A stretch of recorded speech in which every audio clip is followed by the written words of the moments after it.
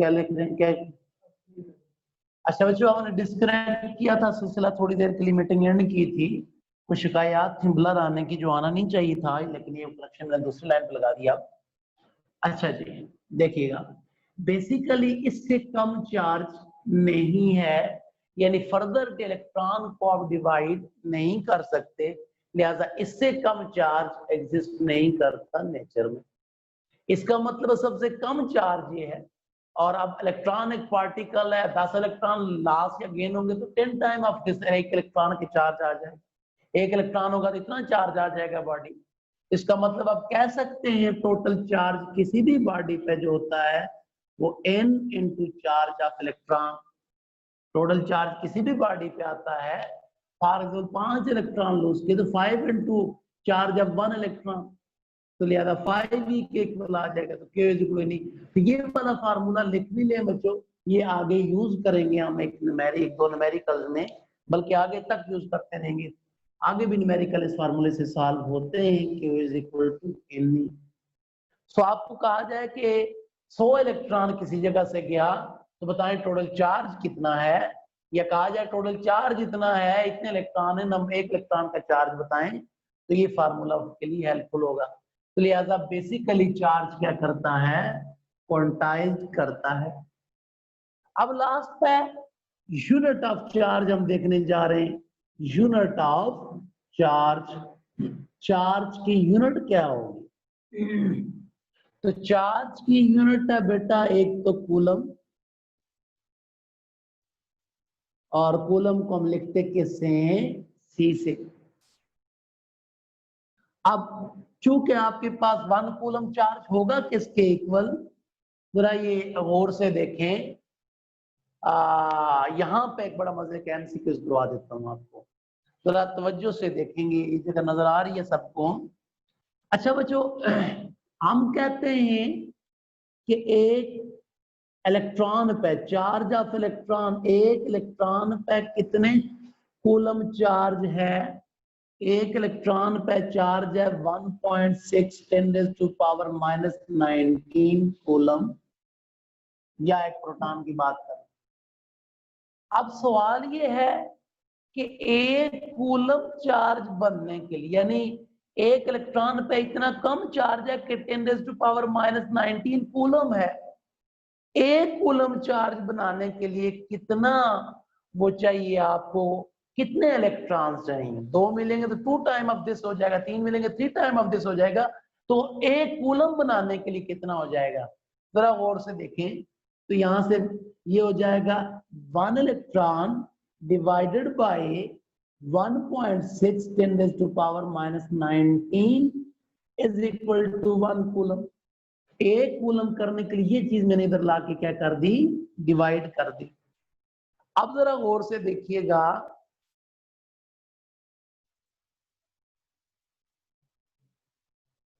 अच्छा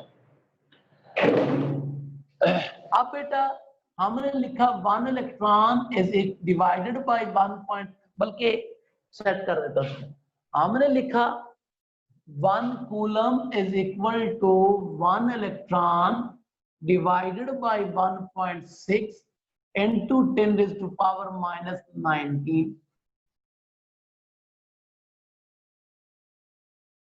बेटा 1 को डिवाइड करें, किस 1 से डिवाइड करें ये सारी टर्म, तो ये हो जाएगा 0.63 into 10⁻+19 इलेक्ट्रॉन। पॉइंट को इधर शिफ्ट करें तो ये हो जाएगा 1 coulomb is equal to 6.3 into 10⁻19 electron. तो बेटा एक कूलम बनाने के लिए, एक कूलम बनाने के लिए, मोबाइल है सर,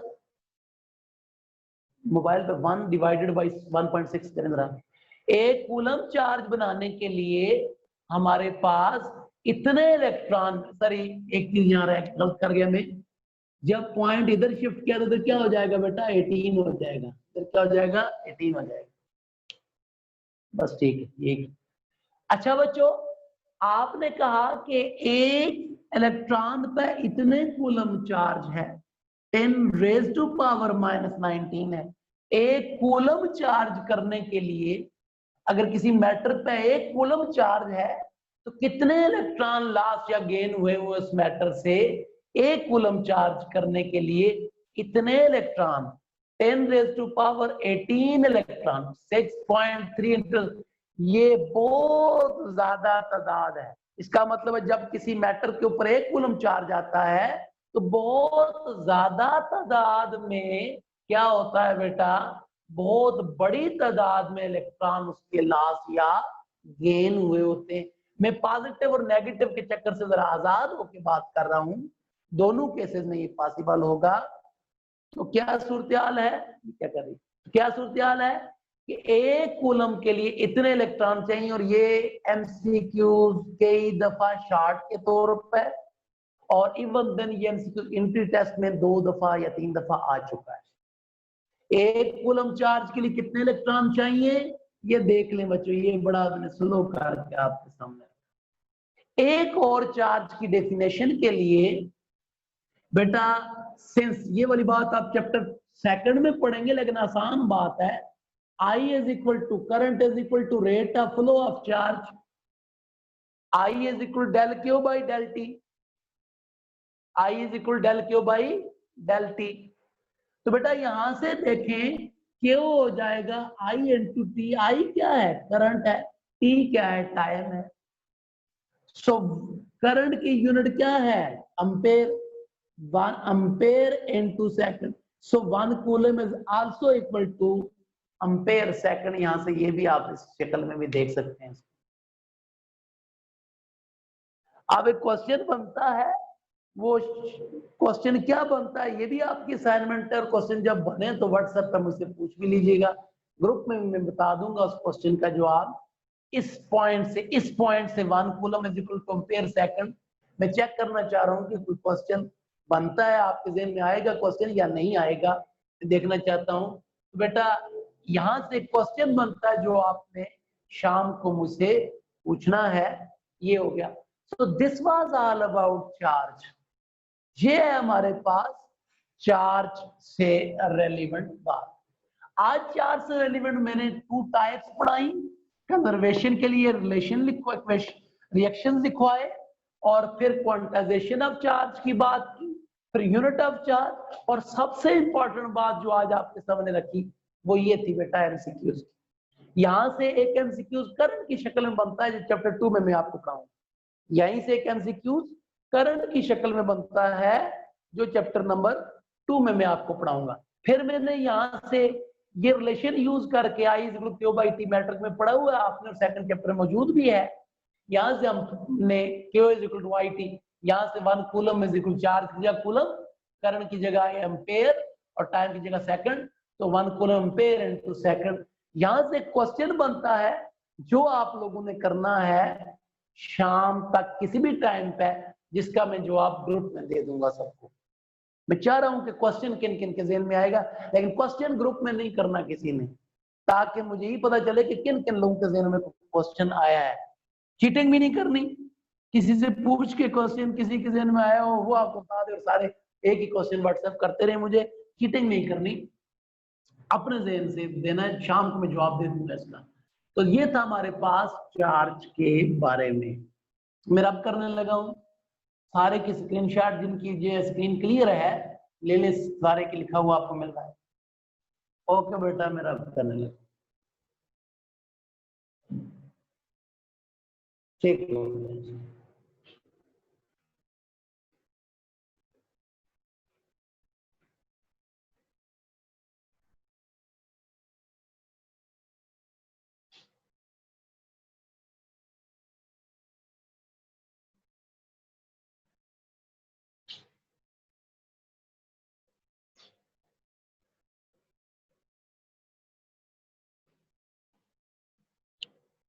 नेक्स्ट है हमारे पास एक पॉइंट, उसके बाद कूलम लॉ की तरफ जाऊंगा।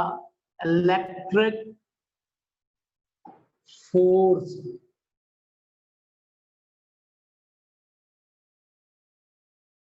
किसका दूसरा नाम है कूलम फोर्स।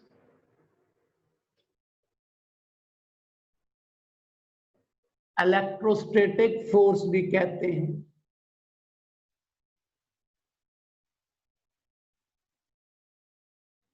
इलेक्ट्रोस्टैटिक फोर्स भी इसको कहते हैं हम। इलेक्ट्रिक फोर्स है, कूलम फोर्स है, ये एक ही नाम है। इसको आप Fe से भी लिखते हैं, Fc से भी लिखते हैं।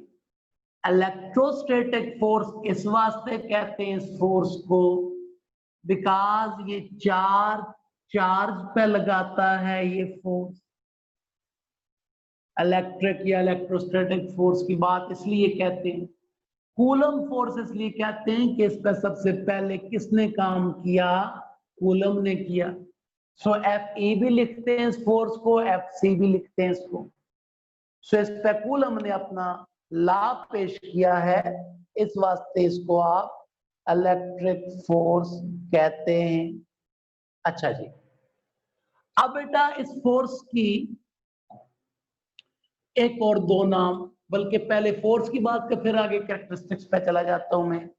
बेटा वो फोर्स जो चार्ज पे लगाए, चाहे वो अट्रैक्शन की फोर्स हो या रिपल्शन की फोर्स हो, वो फोर्स क्या कहलाती है?